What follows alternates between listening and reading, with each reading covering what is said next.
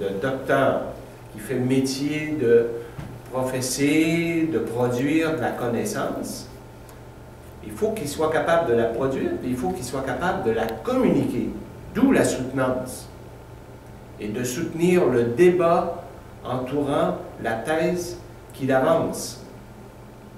Et lorsqu'on a inventé ça avec les scolastiques dans les années tranquilles du Moyen-Âge, la disputo, qui disait, c'était une dispute, ils payaient des gens pour vous contredire, parce que c'était la connaissance allait sortir de l'argument, du contre-argument pour un meilleur de ceci.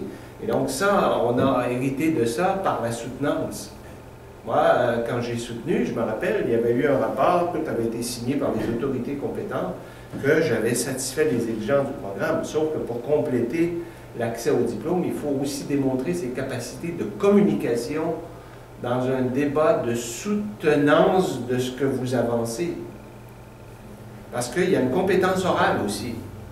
On le voit aussi. Et les séminaires, on cherche pour la fin de la formation de vous donner le plus d'opportunités possible à ce que vous pratiquiez à ça. Et que là, les professeurs ici, comme on fait aujourd'hui dans vos rencontres, que vous puissiez développer cette habileté à soutenir les contre-arguments et à reprendre en compte.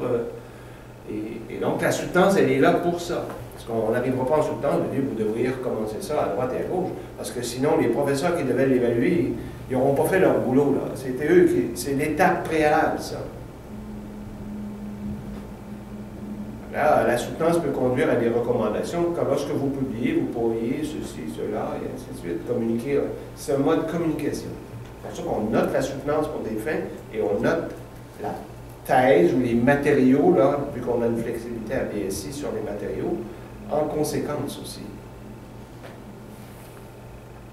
Et dans ton cas, ou Karim, je ne sais pas non plus, ou avec toi, je ne sais pas non plus, mais on peut aussi avoir eu, compte tenu de nos jours, les choses ont évolué, où on a eu à soutenir des thèses, pas des thèses, mais des points de vue académiques dans des réunions savantes. Et donc là, on n'est plus comme on était dans les années 1900. Donc les choses ont évolué, il y a eu de l'expérience. Si tu fais des présentations qui sont de nature quasi académique dans des endroits où les communications sont soumises au débat des pairs, on a déjà cette expérience. Fondamentalement, le docteur doit être communicant aussi, pas juste scribe. Et c'est le sens de la soutenance de la thèse. Et dans le jury de thèse, moi je me rappelle un jury à l'Université de Montréal, j'ai été obligé de calmer l'auditoire qui s'échauffait parce que le jury était pas agressif, mais assez robuste, parce qu'ils avaient convenu que, bon, moi, la thèse était acceptée. J'ai dit, ne nous inquiétons pas, le candidat n'est pas à risque. Nous sommes dans un exercice académique pour valider les capacités de communication et d'interaction académique de notre doctorant. Et là, on n'est pas en train de le molester.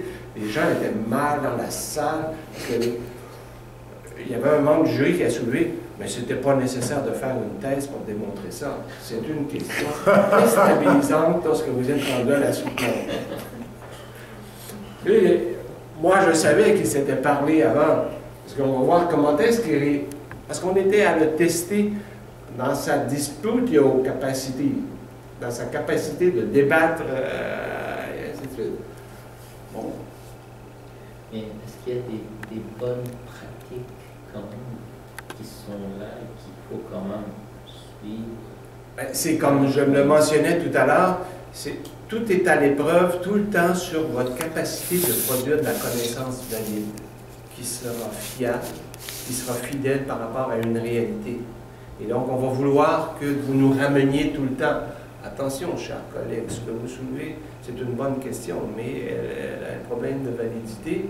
Et je pourrais même vous dire qu'il y a une autre question encore plus embêtante qu'il faudrait qu'on ait à l'esprit. Donc, on sent cette hygiène de la préoccupation, de la validité, de la fidélité.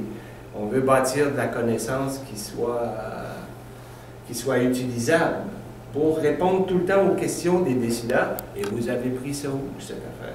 Bon, on a pris ça parce qu'on a enquêté, on a pondéré, C'est une question, je ne veux pas ramener l'hygiène je veux la prendre à son sens noble. C'est-à-dire que si on dit, bon, mais maintenant c'est une pierre de construction qui s'en va dans l'édifice de la nouvelle connaissance, ben, on garantit qu'elle a un niveau de résistance et elle a été soumise. Donc, la bonne façon, c'est de se comporter en producteur fiable de connaissances. C'est ça notre préoccupation.